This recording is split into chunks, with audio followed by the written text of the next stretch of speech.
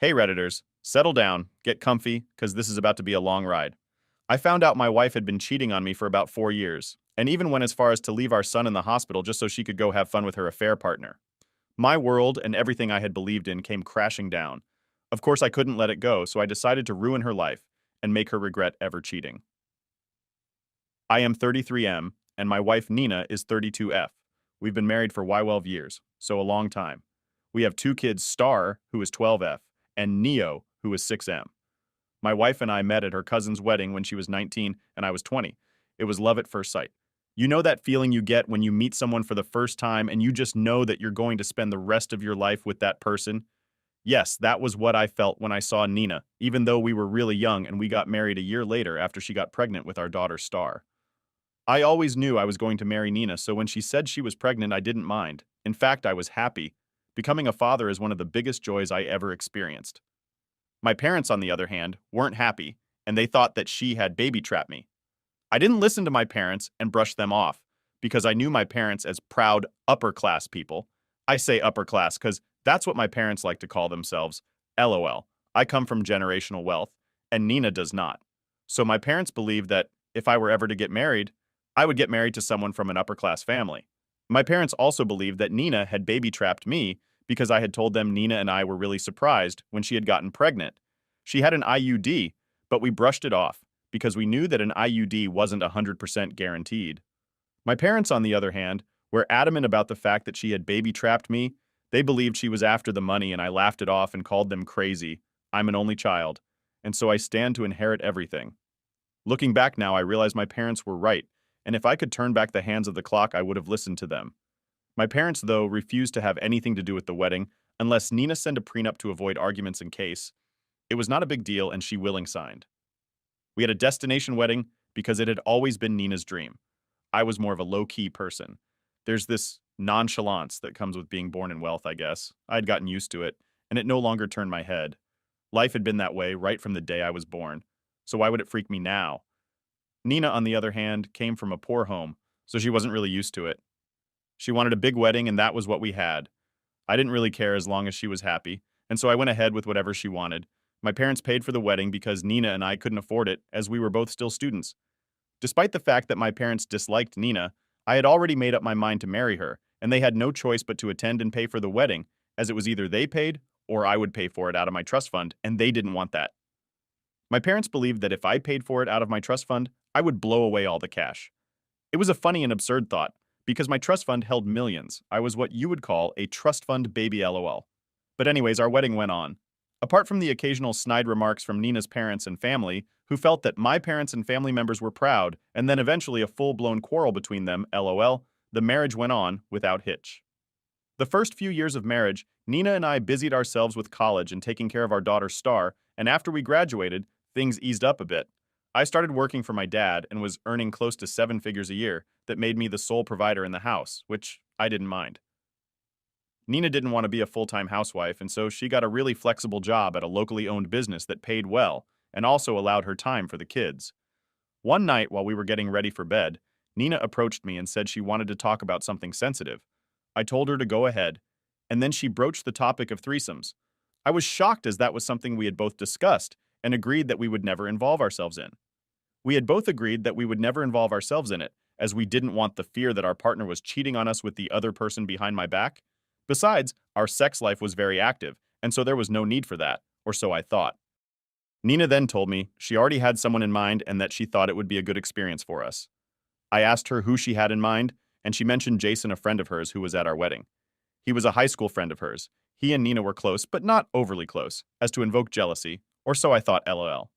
She told me he was bisexual and that she thought he would be down for it. I reminded her of our agreement and that I didn't want to involve myself in that as I felt it wouldn't go down well for our marriage.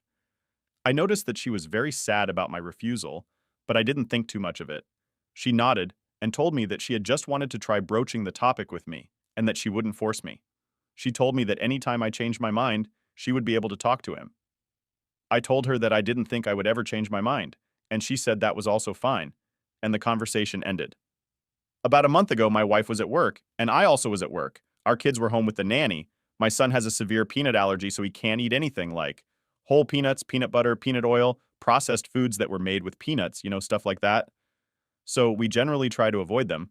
Ironically, my daughter has a liking for peanut, and so she tends to keep her snacks locked in a mini fridge in her room, so my son doesn't have access to them. My son knows not to eat peanuts, but he might not know if a processed food or chocolate and sweets contains traces of peanuts, so again, better safe than sorry. According to the story the babysitter and my kids told me about what happened, my daughter took a chocolate snack that contained traces of peanuts in them and was eating it. However, she got distracted when the nanny called her over to help with something. And so my daughter kept the snack in the main fridge so she would pick it up again after she was done. My son had gone to the fridge searching for a snack and had stumbled upon it, and then he ate it as he really liked chocolate. Plus, there's no rule in the house against eating others' leftover snacks in the fridge, as everyone is cool with it. He started having a severe allergy reaction, anaphylaxis, and for some reason unknown to me, his EpiPen was nowhere to be found. Trust me, I was shell-shocked when I heard it, as we usually stack up on EpiPens just in case. Anyways, the babysitter immediately called the ambulance, and then she and my daughter accompanied it to the hospital. The babysitter knows that my wife works more flexible hours than me, and that for an emergency, my wife is usually the first to be called. She called my wife. My wife came to the hospital and left. According to what the babysitter told me, she has called my wife for hours without her picking. And then when my wife picked and came to the hospital to check up on our son, she muttered something about it not being serious enough, and then told the babysitter that she had serious work to do, and then left them in the hospital. The babysitter was a temporary one for a few hours, as our nanny was feeling under the weather. It was about time for the babysitter to leave, as she had initially told us that she couldn't babysit for the whole day today. As a result of that, she was dumbfounded that my wife had left her at the hospital with no directions on what to do, and so she called me. I was in a meeting that was about rounding up, so I couldn't pick her first call. But I called back as soon as I could once it ended, which was about 5 minutes later. She sounded so relieved when I picked and filled me in on what happened. When I asked her about my wife, she told me my wife had said it wasn't serious and had left. I was surprised as my wife wasn't usually like that. I immediately went to the hospital to pay the babysitter and pick up my kids. Of course, I made sure to tip the babysitter. The doctor said my son's reaction wasn't severe as they had called an ambulance on time and that he was free to leave after a routine checkup. That was soon done, and we left. On our way home, I dropped by my wife's workplace to check in on her. So imagine my surprise when her boss told me my wife had clocked out hours ago claiming an emergency. Inwardly, I was shell-shocked. Why had my wife clocked out of work, I wondered. I would have understood if I had met her at the hospital, but if it wasn't our son's allergy, then what was the emergency? I immediately became worried because I assumed that my wife must have been feeling under the weather, and that must have made her clock out and go home. So folks imagine my surprise when I found out that my wife was not at home, and when I called her phone, she told me she was at work. I immediately became suspicious. I decided not to call her out on her lie and tell her that I had just left her workplace 30 minutes ago. I had a feeling that if I called her out, she would just cover it up with another lie. And so I pretended as if I knew nothing, briefed her on what the doctor had said about our kid when she asked, and then told her I was waiting for her to come home. When my wife came home, I acted as if nothing was wrong. We joked, laughed, and ate dinner together, then put the kids to bed. We talked before she went to bed, as I told her I had to work late, and she was okay with it because it was something I did sometimes. I waited for her to fall asleep, and in the meantime, I played games on my laptop in my office. Then after a few hours when I was sure she was asleep, I went to our room and took her phone. Unlocking her phone was easy, as we knew each other passwords. Looking back now, I realized that my wife had given me no reason to doubt that she was cheating. She covered up everything so well, from giving me reasonable lies about her absences to making sure I had all the passwords and access to all her devices, so I would never suspect she was hiding something. My wife was smart, but I was smarter. I unlocked her phone with her password and checked everything from her WhatsApp to her iMessage to her photos. I went through every texting app on her phone that I knew she used regularly. At first, I ignored Facebook because it wasn't something my wife used regularly. She used it sparsely to check updates on her old high school friends and distant family members, and also to make sure that people that didn't have her number or Gmail could reach her, like say an old high school buddy looking reconnect. But realizing I had checked everything and I couldn't find anything or any evidence of her cheating or planning anything, I decided to check her Facebook, and on opening it, I realized there was an app lock on it. I was immediately suspicious, and my sixth senses were tingling. Why was there an app lock on her Facebook when there wasn't any app lock on her other apps? I also didn't know the password to the app lock, and I couldn't even guess it. The security question was also one I didn't know the answer to. The security question was a single question. It said, when is his birthday? Whose birthday? I wondered. I tried my birthday, our son's birthday, her dad's birthday, and even her granddad's birthday, all to no avail. I couldn't guess who this his was. Just as I was on the verge of giving up, I remembered something. My wife had an iPad that she used to use, and her Facebook was probably still logged in the iPad. She had gotten a new iPad and had given it to our kids, but I didn't remember her ever logging out her stuff out of the iPad. In fact, her old Gmail was still logged in on the iPad. Deciding to wait for the next day, I waited for my wife to go to work and my kids to school. Then I searched for the iPad. After she had gotten the new one and then gave the iPad to the kids, our kids had eventually discarded it when they got a new one. Regardless of that, the iPad was still fully functional, so I booted it back on and charged it. After waiting for the iPad to charge for a while, I unlocked it and checked Facebook. I was right, her Facebook was still logged in on it. I immediately went to check her chats. And that was when my word came crashing down. My wife was cheating on me with a high school friend of hers called Jason. The same Jason she had suggested we do the threesomes with. Now it's all made sense. There were tons and tons of messages, dating back as far as months ago. My wife had been in a relationship with this guy for a very long time. There were tons of messages between them mocking me, mocking Jason's wife, who was also pregnant. My wife had also been giving this guy money. She had been rejoining money from our drinks accounts and giving it to this guy. I also saw messages of them arranging meeting points, most of the time when my wife had told me she was going on a girl's trip. It was all a plot to go meet with this guy and spend time with him. My wife had even revealed to the guy that the only reason she got with me in the first place was because of the money and that she had baby-trapped me. My world had come crashing down. I was shocked and on the verge of tears. My wife that I loved so much that I also thought loved me. I thought we were the perfect couple. Of course, no one on earth is perfect, but we complemented each other so well. We understood each other, we communicated well. Everything was going so good, we genuinely enjoyed spending time with each other. So why was she doing this, I wondered. Our sex life was great, and she wasn't under any stress at work. She worked a very flexible job, and I was the sole provider of the household. She didn't pay any bills. I let her use her salary for whatever she wanted, and not even her salary, but also any amount she wanted to take from our joint account. In fact, my wife was very frivolous, but I entertained her because I knew she didn't have much growing up, and this was her trying to compensate for it. I was going on a downward spiral. I kept reading the messages even though they kept hurting me because I wanted to hear everything she had said. At one point, something in me broke, and I realized that I would make sure she regretted this. Taking screenshots of as much messages as I could, I did just that and sent them to my phone. I decided to wait for a few more weeks and gather more evidence, and also wait till they decided to meet again so I would show up at their meeting point and surprise them. My wife came home in the evening, and I acted as if everything was fine. I pretended as if I hadn't just found out that she had been cheating on me for a long time and had even been burning my money on the guy.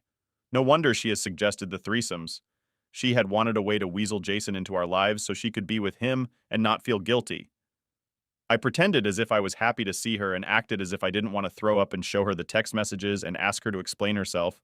She was clueless and didn't even suspect a plan, and the first stage was in motion. I found a steady rhythm, using the iPad to take screenshots of their adulterous conversation and send them to my phone, and then deleting all traces of them from the iPad. I then got my lawyer to draft divorce papers that I would serve her with. It didn't even take them up to a week before they were planning to meet again. They decided to meet up at a hotel, and that was the thing that brought the second phase of my plan into motion. Up until that time, I had taken a few weeks off work by telling my dad I had a family emergency. I hadn't specifically told him what had happened because I knew my father would laugh in my face and read me the I was right act. He would reiterate that multiple times, and I knew that he would always bring it up in the future. I, however, didn't tell Nina about the weeks I had taken off of work. I faked a cold in the morning and told her I would stay home and rest and work for home when I felt better. The kids were off to school too. I stayed at home and monitored their conversation through the iPad and took screenshots up until when Nina arrived at the hotel before him and booked the hotel room. She then told him the hotel room's number she was in, so he would head up to meet her without even asking at the front desk. I took more screenshots of the conversation and kept the iPad in my office. I then went to my printer and printed out a lot of the screenshots on physical paper and photocopied a lot of copies.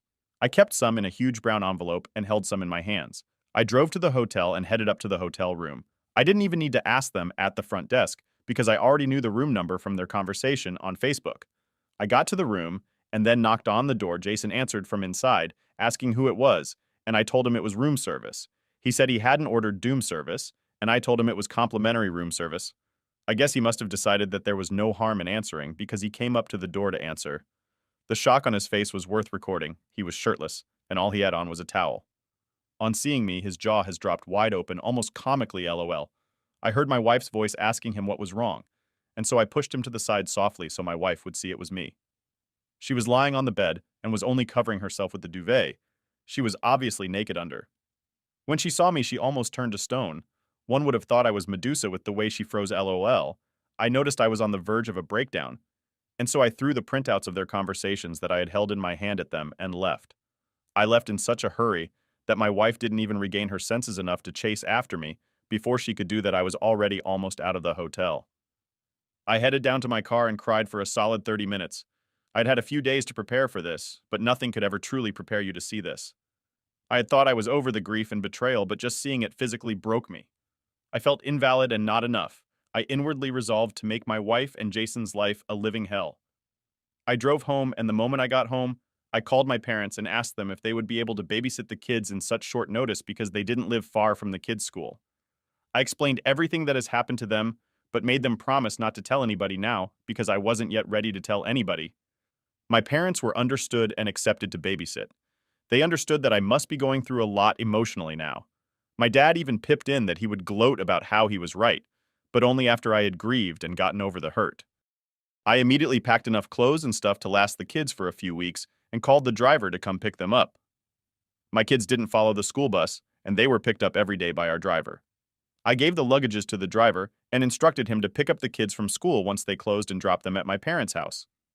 I knew that that wasn't really cool, as my kids would be very confused, but I resolved that I just needed to get through this week, and I would go get them the next week and explain everything to them in a way they would understand. In a few hours, Nina came home crying and begging and pulling out the waterworks. She was begging me, saying that we would get through this together. To which I told her she was delusional. I told her I wanted her out of the house, but not before I went upstairs and got the divorce papers. I sat her down and told her we could do this two ways.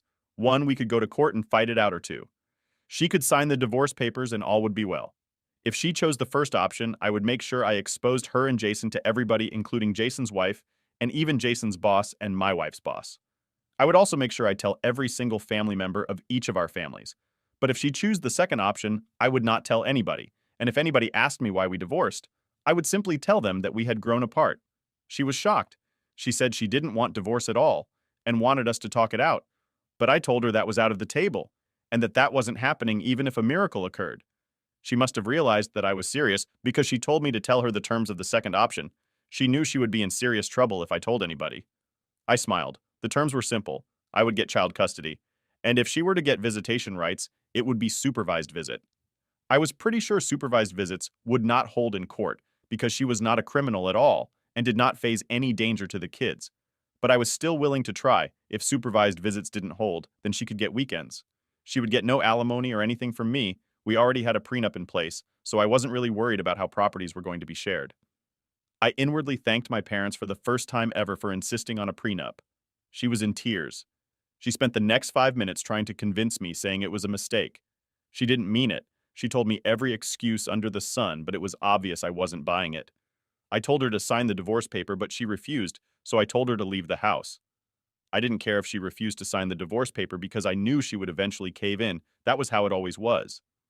I know she will spend a few days thinking and trying to convince me, and then when she kills see that I am adamant about the divorce, she will finally sign it. In the meantime, I have kicked her out. I gave her 5 minutes to pack her stuff and then told her to get out. She asked me what I would tell the kids, and I told her that I knew what to tell the kids and not to worry because I wouldn't tell the kids about her cheating. So yeah, here I am right now, alone at home, crying and drowning my sorrows with a bottle of wine. I honestly don't know what to do anymore, so I decided to come on Reddit to see if anyone had had a similar experience or something. I feel as if someone has pulled out the rock under my feet, as if everything I knew has been a lie. I honestly do not know where to go from here, but I'm trying my hardest to be strong.